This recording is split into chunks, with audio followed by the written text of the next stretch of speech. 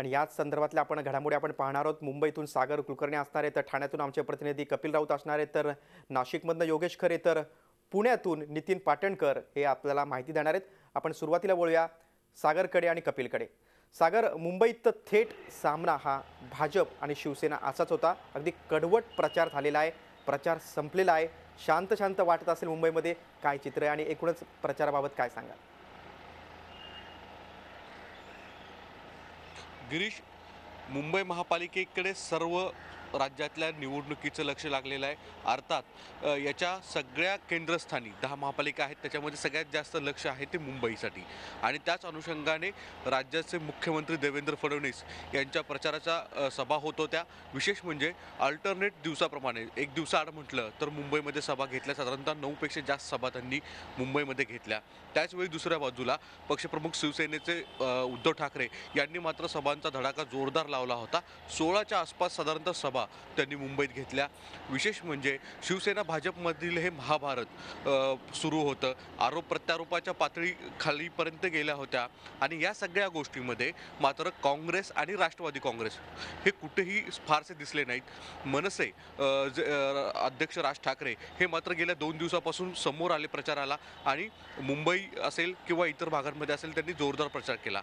पण सगळा जर एकूण संपूर्ण आढावा घेतला गेल्या 10-15 दिवसामध्ये, तर सगळ्यात जास्त चर्चा राहिली ती शिवसेना आणि भाजपाची, आरोप प्रत्यारोपांची। शिवसेनेने भावनिक वातावरण करण्याचा सगळ्यात मोठा मुद्दा समोर ठेवत प्रचार सुरू केला।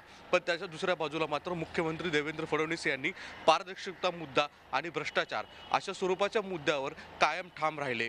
मुख्यमंत्री असतील, आशिष शेलार असतील, माधव भंडारे असतील, त्याचवेळी केंद्रातले अनेक दिग्गज मंत्री मुंबईमध्ये येत होते, सभा घेत होते आणि प्रचाराचं राळ उठवलं होतं। तर दुसऱ्या बाजूला उद्धव ठाकरे असतील, राहुल शेवाळे असतील किंवा शिवसेनेचे इतर खासदार, मुंबईतल्या संघटना जे शिवसेनेची खाली सक्षम करतात ते शाखा प्रमुख, ते तळागाळापर्यंत जाऊन प्रचार करत होते। या साऱ्या गोष्टीमध्ये जर पाहिलं आपण तर शिवसेना भाजपांमध्ये सगळ्यात जास्त चुरस आत्ता दिसतीये। दोन्ही पक्षप्रमुख जे आहेत ते किंवा मुख्यमंत्री असतील, हे सगळे सांगतायत की आमचं बहुमत येईल अशा स्वरूपाचं। वास्तविकतेत एक दिवस आता फक्त मतदानाला बाकी आहे, मंगळवारी मतदान होणार आहे आणि त्याच्यानंतर मात्र 23 तारखेला सगळा कौल कुठला, मुंबईच्या जनतेचा कौल कुणाकडे राहिला हे स्पष्ट होणार आहे। पण आत्ता जर पाहिलं तर ह्या प्रचाराच्या तोफा थंडावल्या आहेत आणि राजकीय पक्षांमध्ये शिवसेना आणि भाजप हे स्वतः सत्तेचा दावेदार करतायत। दुसऱ्या बाजूला मात्र काँग्रेस आणि राष्ट्रवादी हे स्वतःचं तग जे आहे, आत्ताच्या ज्या आधीच्या जागा आहेत त्या तरी किमान टिकवण्याचा प्रयत्न करतायत।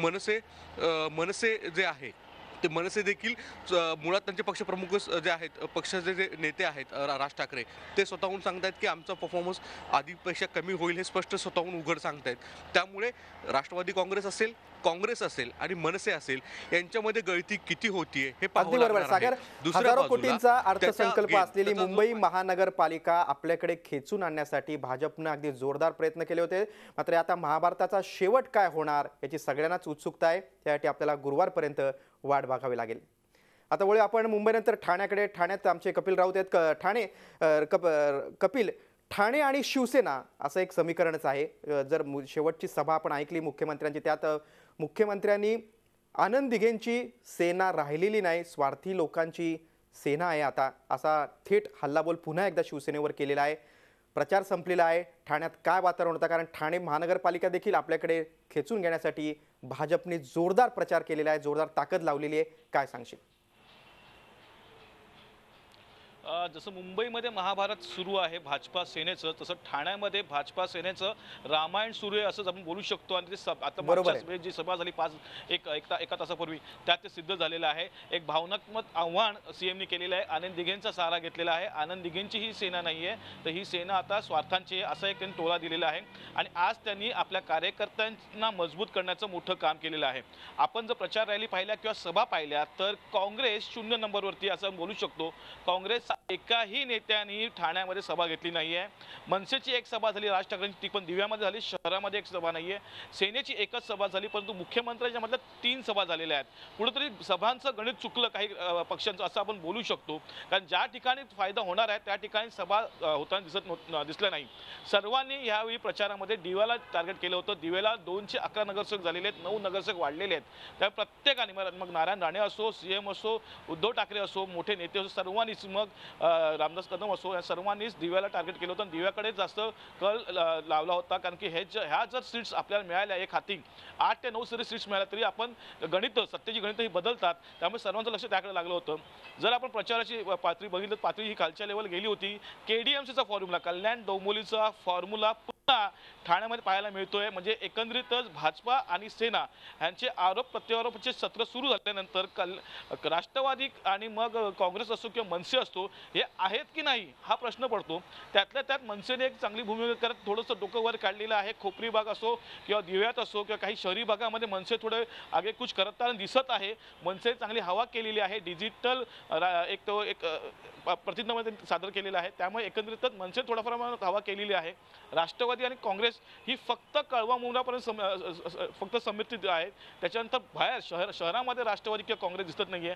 काँग्रेस ह्यावेळी जिंकते का, त्यांना एक आकडा तरी पार करतो का असं चिन्ह निर्माण झालेलं आहे. त्यामुळे काँग्रेस ह्या निवडणुकीत हद्दपार होईल असं वाटतंय. मनसे थोडाफार सीट्स काढू शकते, परंतु खरी लढत ही भाजपा आणि सेनेमध्ये आहे. सर्वात महत्त्वाचं म्हणजे हा जो सामना आहे हा एकनाथ शिंदे जे पालकमंत्री आहेत त्यांच्या विरुद्ध मुख्यमंत्री, म्हणजे कल्याण डोंबिवली जे आपण पाहिलेलं आहे का एकनाथ शिंदेची सभा व्हायची, मग मुख्यमंत्री सभा व्हायची, पुन्हा मुख्यमंत्री सभा, मग एकनाथ शिंदेचे आरोप प्रत्यारोप सुरू होते, मग राजीनाम्यापर्यंत गेलं होतं पूर्ण प्रकरण, एकनाथ शिंदेने राजीनामा दिला होता.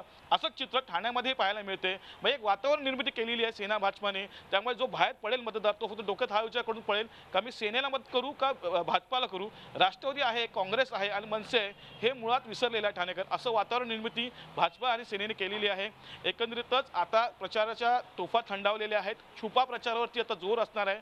व्हॉट्सअप, फेसबुक असेल, ट्विटर असेल, या छुपा प्रचारावरती जोर असणार आहे. आणि तोफा थंडवल्यानंतर हा छुपा प्रचार कसा होतो, किती मतदारांपर्यंत कोण कसं पोहोचतं हे येणारा काळ सांगेल. गिरीश, अगदी बरोबर आहे. कपिल, मतदाराच्या डोक्यात काय आहे ते आता मंगळवारी मतदान केल्यानंतर आणि गुरुवारी रिझल्टमध्ये कळेल. शिवसेनेचा गड म्हणजे ठाणे आहे, त्याला सुरुंग भाजप लावणार का आणि दिवावासियांची कुणाला पसंती आहे ते देखील महत्त्वाचं असणार आहे. तुम्ही दिलेल्या सविस्तर माहितीबद्दल धन्यवाद. झी 24 तास रहा एक पाऊल पुढे.